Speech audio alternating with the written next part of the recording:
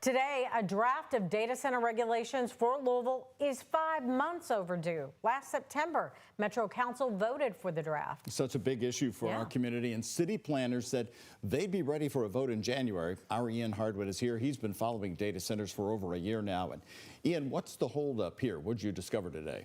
Doug, the Office of Planning here in Louisville went on pause as Kentucky state legislator worked on some regulations, but they never passed this year. Local supporters of the Louisville regulations say they're needed to keep your power bills down and to reduce data centers' impact on the environment.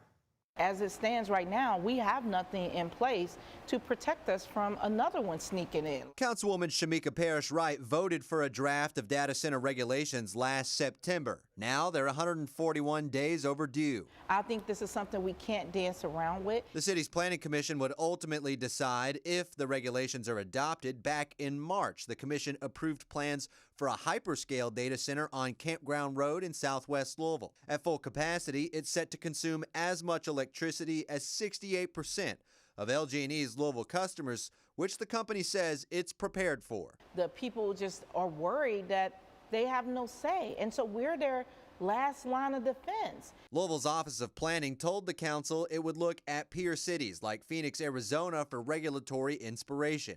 Phoenix adopted power consumption caps, fire protection codes, and noise limits for data centers.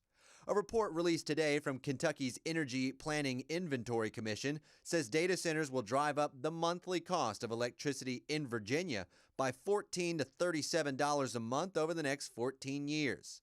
That report says Kentucky could avoid the same fate by having regulations before data center construction begins. However, this legislative session, lawmakers considered but never passed statewide regulations on data centers. Louisville planners paused work on local regulation while waiting on the state, but now says the data center regulations are being finalized.